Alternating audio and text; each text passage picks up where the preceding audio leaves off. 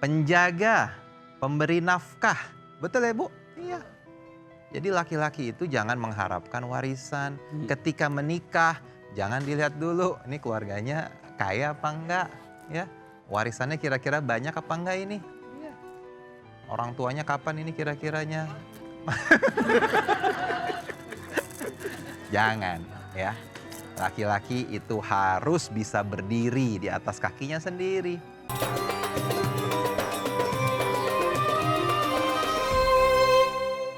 Masih di penyejuk hati, sejuk di hati. Tadi ada pertanyaan dari Ibu Unai ya. Katanya ada suami yang baru ya nagih warisan ke suami yang lamanya gitu. Ini mau rotin apa warisan? Oke baik, silakan Ustadz untuk menjawabnya. Ustadz Asad ya, silakan Baik, Ustadz. bismillah Ibu. Jadi istrinya meninggal, mantan suaminya. Berarti sudah bercerai posisinya? Sudah bercerai? Di dalam Islam, ketika suami istri ini sudah bercerai, maka hak warisnya sudah tidak ada. Kecuali istri itu masih dalam masa iddah. Itu masih ada tuh hak warisnya. Tapi ketika sudah meninggal, ya sudah tidak ada hak warisnya. Jadi kalau mau dapat gimana? Ya Kerja. Ini lagi rame sekarang nih yang begini nih. Iya. Lagi rame. Laki-laki itu memang harus usaha, harus kerja. Jangan hanya mengharapkan warisan. Betul nggak? Adik-adik nanti kalau menikah, mau menikahnya dengan laki-laki yang bekerja atau yang mengharapkan harta dari adik-adik? Maunya adik-adik yang dikasih duit apa ngasih duit? Dikasih duit. Bab ini udah hatam. Ibu-ibunya pun begitu sama. Dari muda sampai seperti ini tetap senangnya dikasih.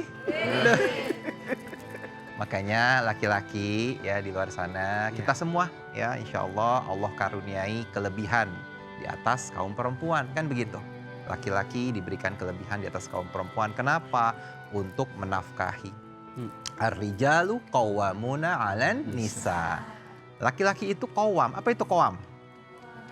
Pelindung, pemimpin, penjaga, pemberi nafkah. Betul ya Bu? Iya. Jadi laki-laki itu jangan mengharapkan warisan. Ketika menikah, jangan dilihat dulu ini keluarganya kaya apa enggak.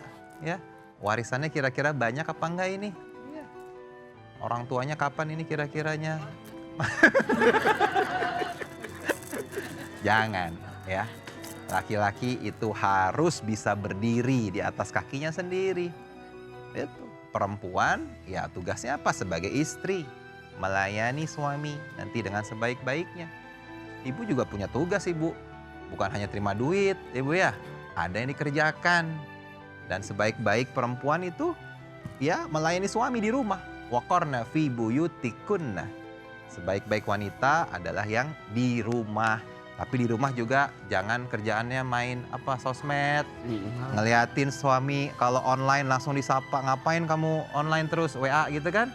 Harus online Ibu. Kalau suaminya pekerjaan ojek online, harus dia online terus ya Bu ya. Jadi Ibu doain suami dan istri insya Allah keluarganya bahagia.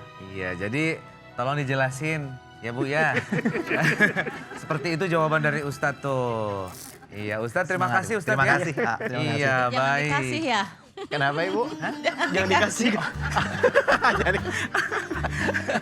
Ya Ibu nanti istikharah lah, kasih atau enggak itu tergantung Ibu ya, istikharah. Ya kalaupun dikasih jadi infak sodako. Nah, ya tergantung sebetulnya ya. Keikhlasan kita nih ya sebagai keluarga seperti apa. Oke Ibu, terima kasih pertanyaannya. Sekarang ke curhatan yang berikutnya. Coba siapa ya? Bentar.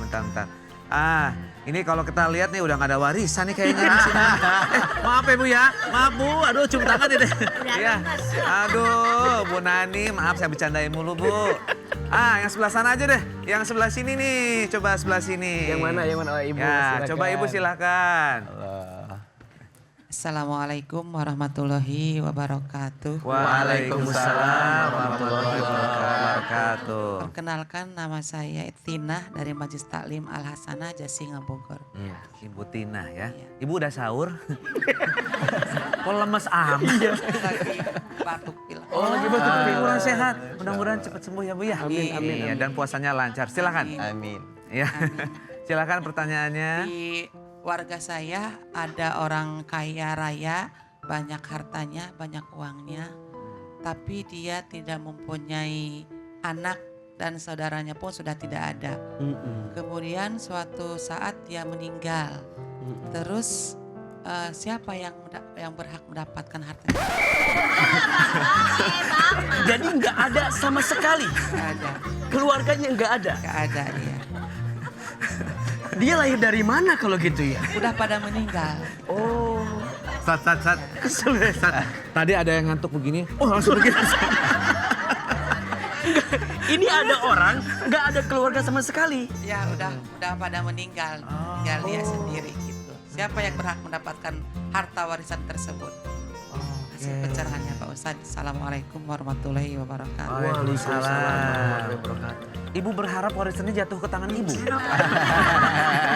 Mudah-mudahan. Ternyata berharap Ustaz.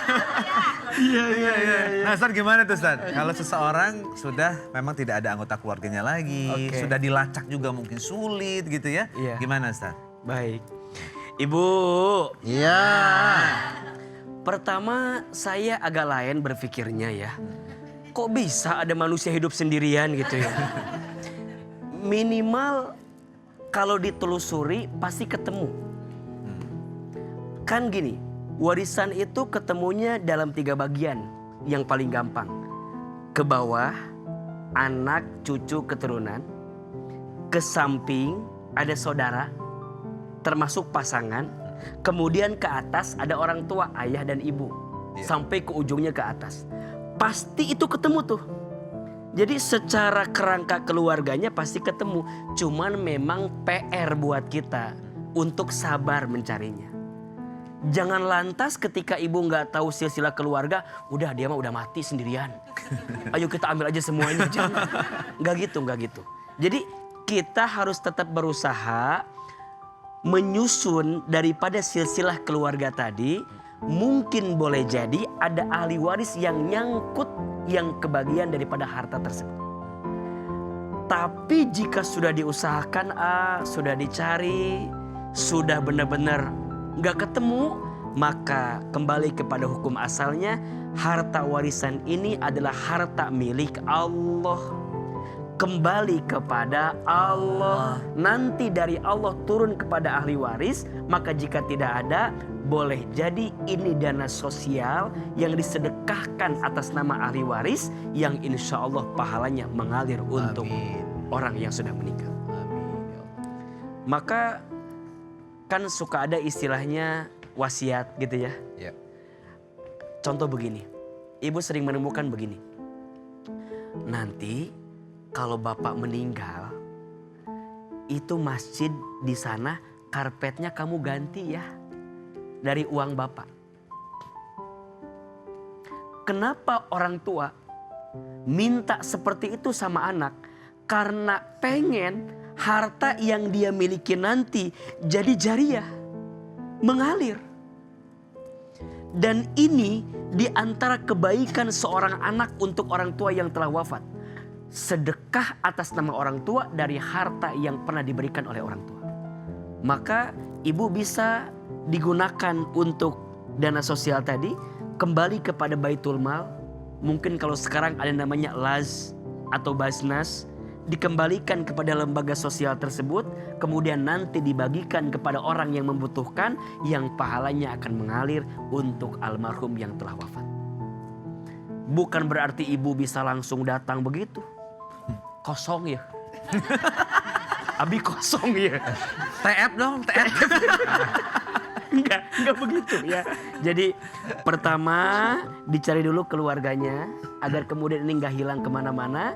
Kemudian nanti yang kedua, jika sudah tidak ketemu maka dikembalikan kepada lembaga sosial atau baitul mal agar nanti diperuntukkan untuk aktivitas sosial yang pahalanya mengalir untuk almarhum.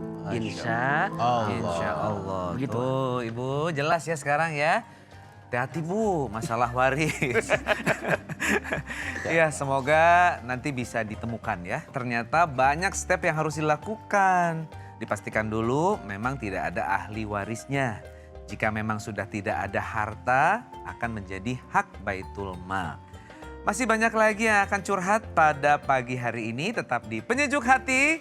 Ya, sejuk di hati.